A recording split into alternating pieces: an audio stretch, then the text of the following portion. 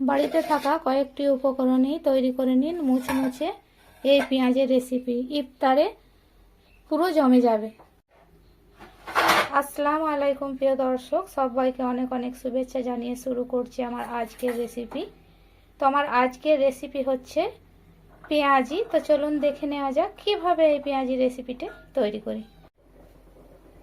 প্রথমে সরু সরু করে পেঁয়াজ কেটে নিয়েছি 200 গ্রাম।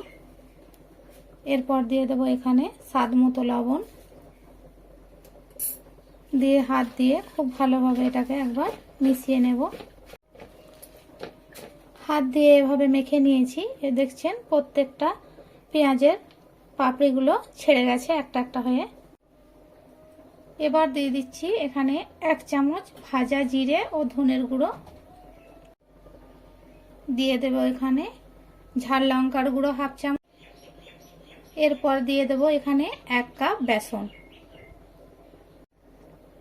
দিয়ে দিচ্ছি এখানে 1 টেবিল চামচ কর্নফ্লাওয়ার, পেঁয়াজিটা মুচমুচে থাকার জন্য বেশিক্ষণ। শুকনো উপকরণগুলো পেঁয়াজের সঙ্গে হাত দিয়ে খুব ভালোভাবে মিশিয়ে নেব। সব কিছু খুব ভালোভাবে মিশিয়ে নিয়েছি। এরপর অল্প অল্প পানি দিয়ে এটাকে একটা শক্ত ডোয়ের মতো তৈরি করে নেব। খুব বেশি পাতলা করা যাবে না, অল্প অল্প করে পানি অ্যাড করব আর এটাকে খুব ভালোভাবে সব কিছু মিশিয়ে নেব।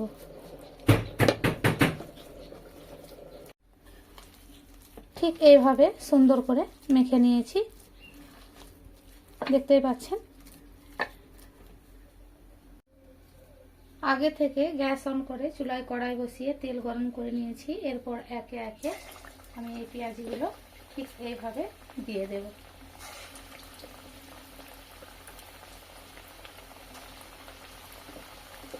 আমি দুবারে ভাজবো, সেই জন্য ঠিক এইভাবে গোল গোল করে দিয়ে নিচ্ছি। সবগুলো দিয়ে নিয়েছি, কিছুক্ষণ অপেক্ষা করব এক পিঠ লাল হয়ে যাওয়া পর্যন্ত। কয়েক সেকেন্ড ভেজে নেওয়ার পর এবার এভাবে একবার উল্টে দেব।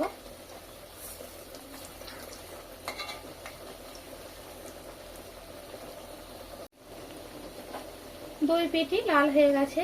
এবার একে একে একটা প্লেটে তুলে নেব।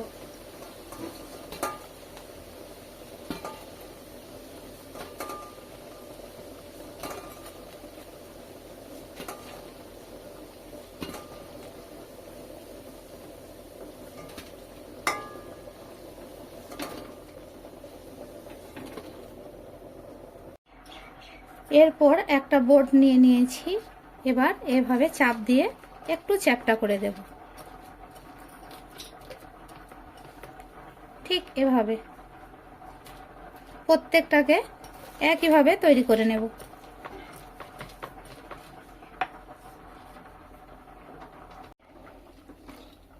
সবগুলো একইভাবে চাপ দিয়ে চ্যাপ্টা করে নেওয়ার পর আবারও ওই তেলেই ভেজে নেব। এভাবে ভাজলে পেঁয়াজি অনেকক্ষণ মুচমুচে থাকে। একবার তৈরি করে দেখবেন।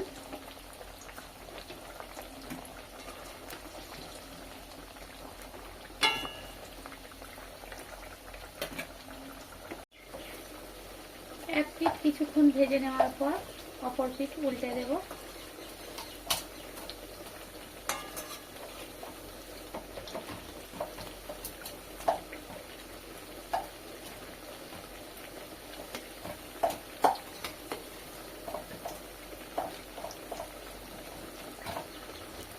সুন্দর একটা কালার আসা পর্যন্ত ভেজে তুলে নেব। উল্টে পাল্টে খুব সুন্দর একটা কালার নিয়ে চলে এসেছি, দেখতেই পাচ্ছেন। এবারে এগুলোকে তুলে নেব।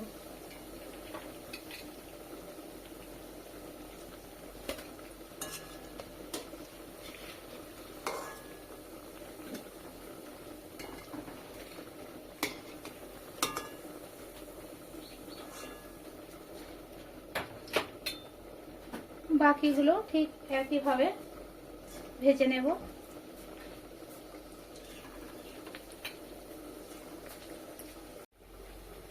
বাকিগুলো ঠিক একইভাবে ভেজে তুলে নিচ্ছি। দেখতেই পেলেন কত কম সময়ে বাড়িতেই তৈরি হয়ে গেল এই মুচমুচে পেঁয়াজের রেসিপি।